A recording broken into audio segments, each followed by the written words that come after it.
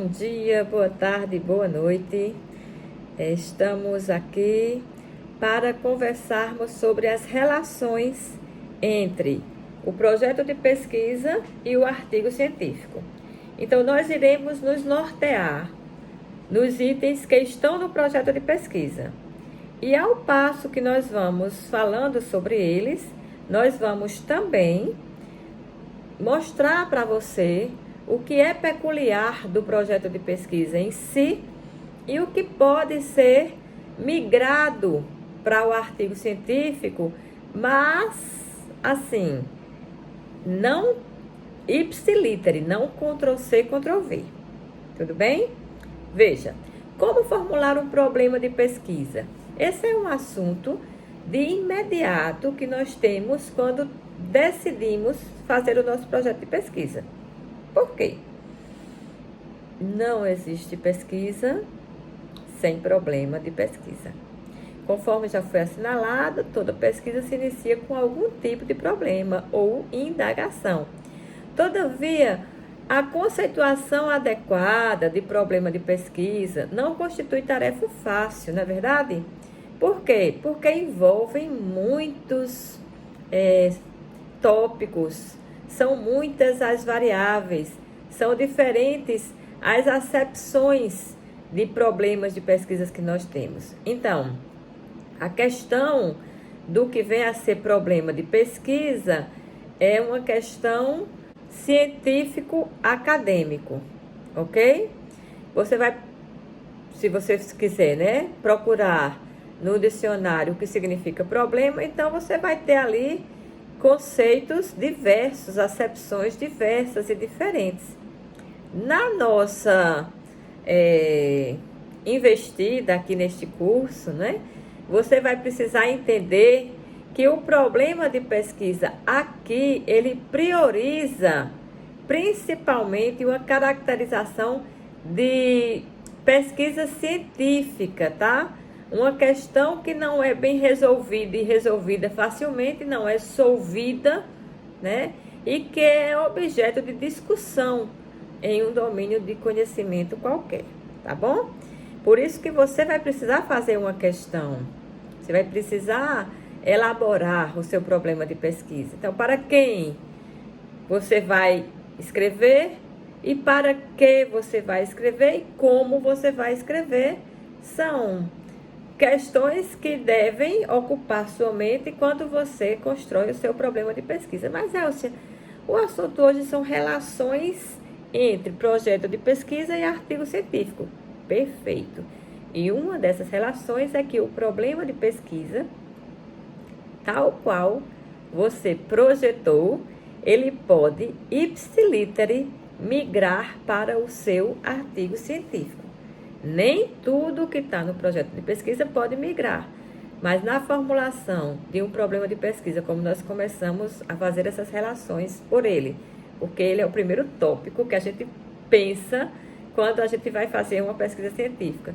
É preciso que você entenda, que fique claro para você, por que formular um problema de pesquisa.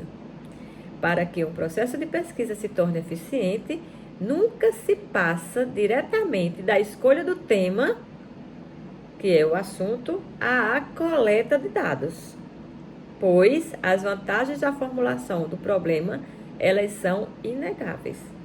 Primeiro, ao se formular uma pergunta, sabe-se com exatidão o tipo de resposta a ser procurada. Então, primeiro, ao se formular uma pesquisa, consegue-se entender que tipo de resposta se quer alcançar. Segundo, o pesquisador é levado a uma reflexão benéfica e proveitosa sobre o assunto. Então, se você problematiza algo no campo científico acadêmico, é relevante que você tenha ali uma reflexão benéfica.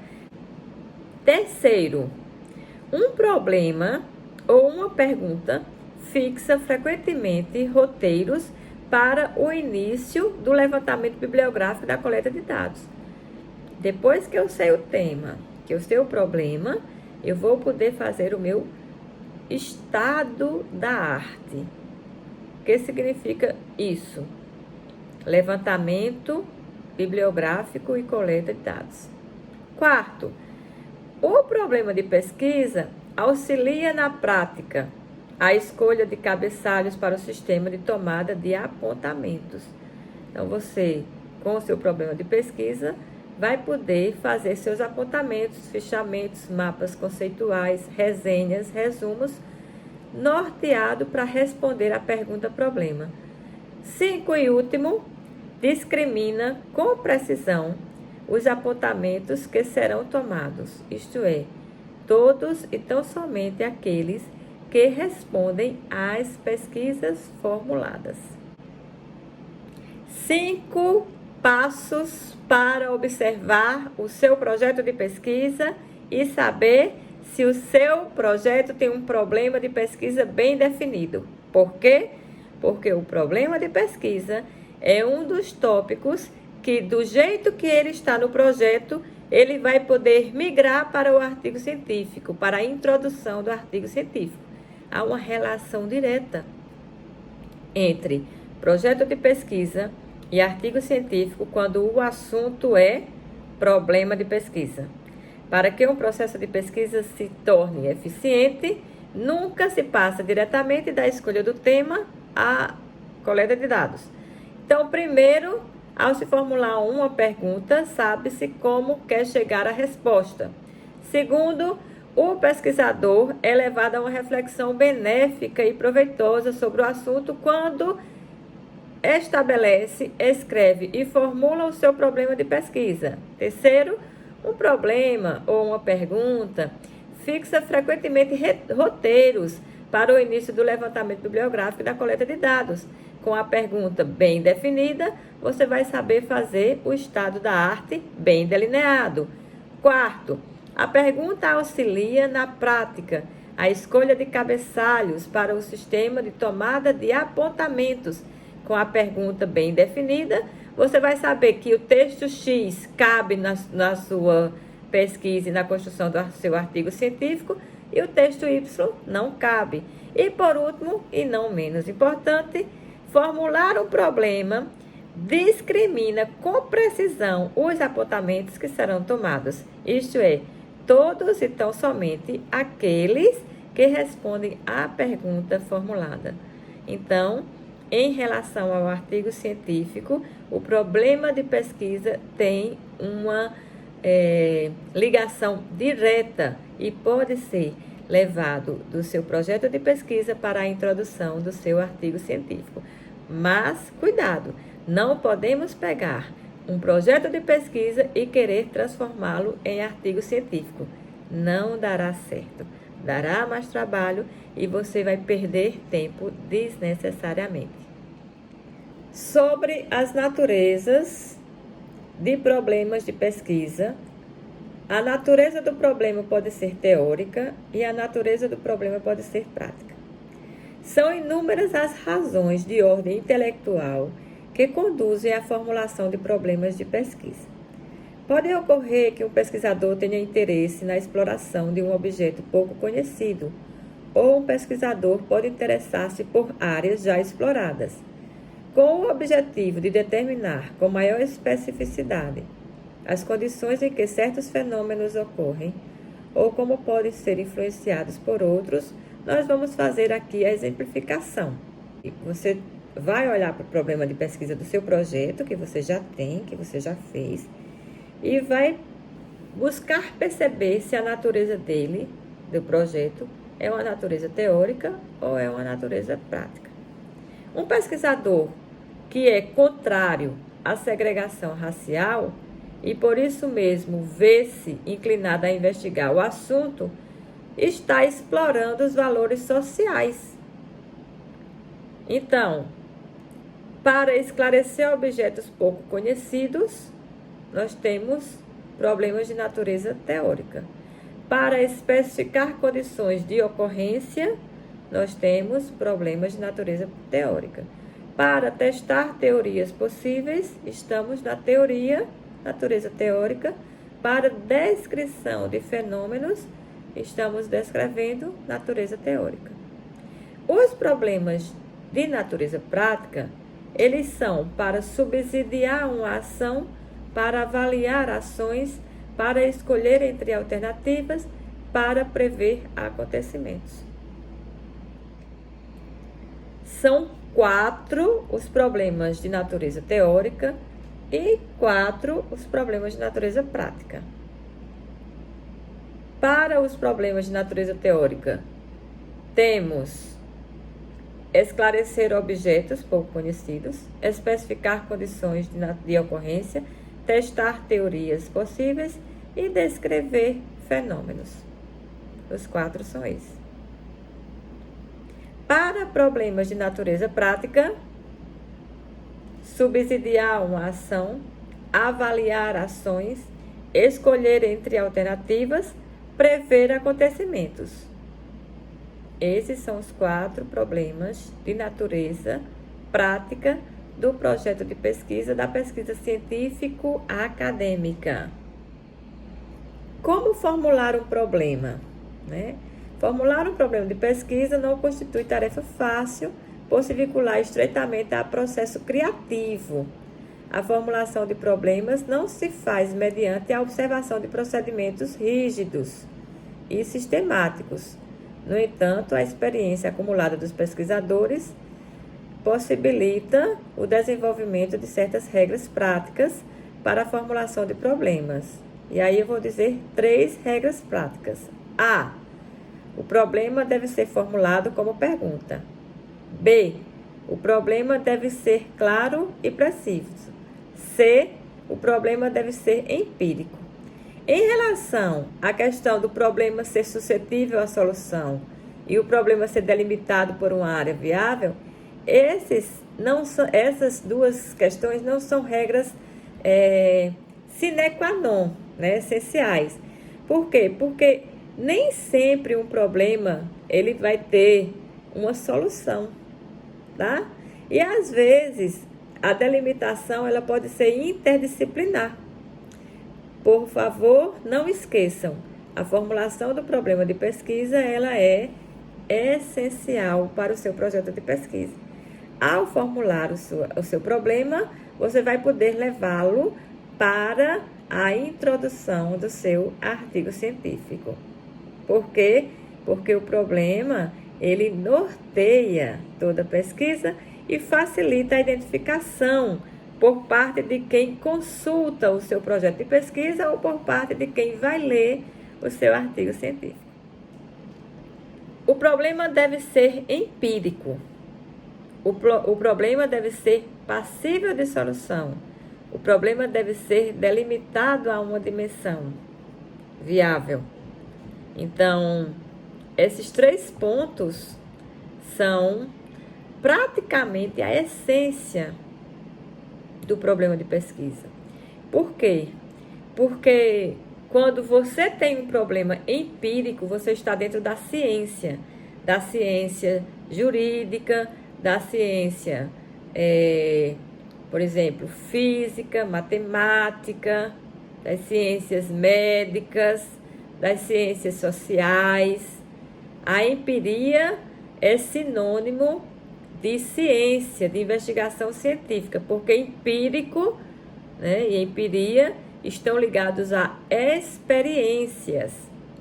Agora, quanto ao problema ser passível de solução, para quem está nas áreas das ciências jurídicas, para quem está nas ciências humanas, nem sempre nós temos essa solução tão precisa. Por isso que basta que o problema seja claro e que as respostas tenham conceitos empíricos, experimentais, para você apontar na coleta de dados alguns caminhos resolutivos. Porque a solução mesma, ela é muito utópica, tá? Agora, não vamos esquecer que o nosso problema de pesquisa ele tem que ter um domínio cognitivo, um domínio do intelecto, o domínio do conhecimento e agora, mais do que nunca, as questões tecnológicas. Em relação a delimitação em uma dimensão viável, atualmente nós não temos trabalhos de pesquisa só, por exemplo, vou pegar uma área assim bem diferente da nossa, geopolítica.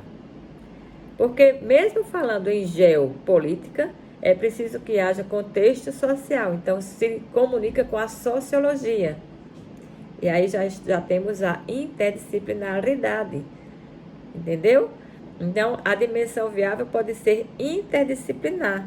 E a delimitação do problema guarda estrita relação com o contexto da pesquisa.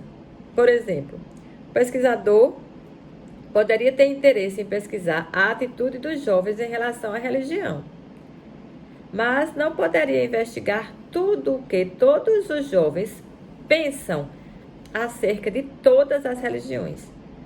Talvez sua pergunta tenha de ser restritiva e a investigação ela vai ser de jovens brasileiros, né, sobre determinado movimento religioso, religião específica. Então, o que a gente está querendo deixar claro é que olhe para o seu problema de pesquisa que está no seu projeto, que ele tem uma relação intrínseca com o seu artigo científico, sua pesquisa, e perceba se a dimensão é interdisciplinar e com qual interdisciplinaridade você está aí dialogando. Porque as ciências jurídicas, por exemplo, elas dialogam e muito com as ciências sociais, com a filosofia, com a arte e com outros saberes. Entenda, relação, projeto de pesquisa, artigo científico. O artigo científico é um trabalho acadêmico que pode ser publicado para concluir um curso ou em revistas científicas, tá bom? Que apresenta resultados sucintos de uma pesquisa, obrigatoriamente empírica. Por isso que o projeto de pesquisa precisa ter um problema de pesquisa empírico. Essa pesquisa, realizada de acordo com o método científico, aceito por uma comunidade de pesquisadores, ela tem uma área de abrangência de cada curso e deve conter, no mínimo, 15 laudas e, no máximo, 25 laudas. Gente, se nós estamos aqui falando em trabalho de conclusão de curso, âmbito de graduação, a sua instituição vai dizer se ela vai querer com no mínimo 15 laudas, no máximo 25 laudas. Esta norma é geral. Essas laudas são contadas do título até as referências, com base em, no mínimo, 15 referências bibliográficas que compõem livros, artigos científicos, teses de doutorado, dissertações de mestrado, documentos específicos da área de conhecimento, como, por exemplo, leis, jurisprudências, comentadores, ou se você está na área, por exemplo, de história da educação, os documentos são as cartas, os relatos orais e escritos, os jornais, os relatórios. Então, conforme o seu espaço institucional ou a sua revista científica que você quer publicar, você vai seguir o modelo e elaborar o seu artigo científico dentro de uma norma e de uma cientificidade esperada a partir da normalização que nos rege, que são as normas da ABNT. Formatação do artigo científico. O artigo científico é um trabalho acadêmico que apresenta resultados sucintos de uma pesquisa realizada de acordo com o método científico que o pesquisador escolhe, o seu método, a sua metodologia, o caminho de investigação. O artigo científico também pode ser uma publicação de autoria declarada para revistas científicas, para os pares acadêmicos. Ele apresenta necessariamente a discussão das ideias, métodos, técnicas e processos. Coloca, no que tange às considerações finais, os resultados alcançados na área de conhecimento que você está estudando. Então, gente, os elementos pré-textuais do artigo científico, eles são o título, se houver subtítulo. Tudo em caixa alta, centralizado na primeira lauda. Não tem capa, não tem folha de rosto, não tem nada daquilo que tem uma monografia. Isso deve ser feito em língua vernácula. Logo abaixo desse título, em língua portuguesa, e subtítulo, se houver, você vai colocar em língua estrangeira à sua escolha. Então, você vai poder escrever esse título em língua estrangeira na língua mais falada no mundo, segundo constam, né? Que é o inglês. Embora muita gente vá dizer que na China, que é o país mais populoso do mundo, se fala mandarim, mas essa língua mais falada do mundo não é quantidade de pessoas, é lugares diversos em que ela está espalhada, a língua inglesa. A segunda é o espanhol. E depois vem outras línguas que estão igualmente disseminadas no mundo, francês, italiano, alemão e por aí vai. Eu oriento a vocês, né, que estão aqui confiando no meu trabalho e na minha dedicação, e eu agradeço muito essa confiança, que você escolha inglês ou espanhol. Por quê? Porque quando o seu trabalho, seu artigo científico estiver pronto e divulgado no mundo inteiro, as pessoas que não falam a língua portuguesa e vão ler inglês ou espanhol, elas vão se interessar pelo seu tema e vai abranger o maior número de pessoas no mundo, tá bom? Depois do seu título em língua estrangeira, vem o seu nome, o nome do autor. Isso é obrigatório, alinhado à direita. Gente, você não é obrigado a colocar nome de outras pessoas na sua linha de autoria, se o trabalho é só seu, tá? Então, ali vem o seu nome, o nome do autor, é obrigatório. Então, logo depois do nome do autor, vai vir o resumo na língua vernácula, tá? E aí, embaixo, as palavras-chave na mesma língua portuguesa, nesse caso.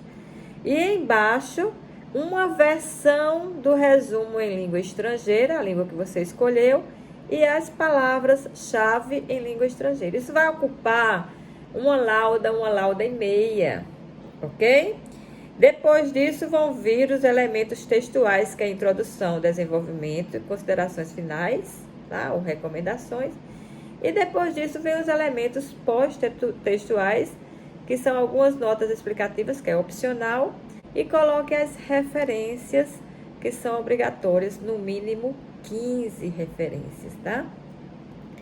Então, essa é, vamos dizer assim, a formalização, a forma que o seu artigo científico deve ter.